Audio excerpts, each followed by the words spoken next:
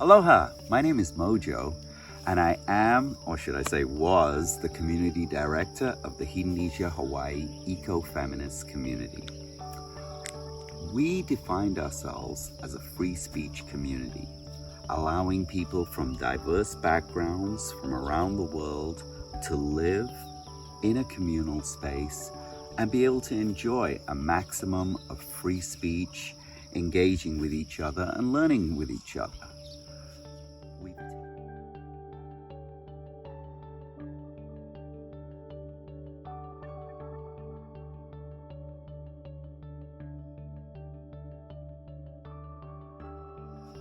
We've taken those principles and now refined them into the Hedonisia Diversity and Free Speech Workshop.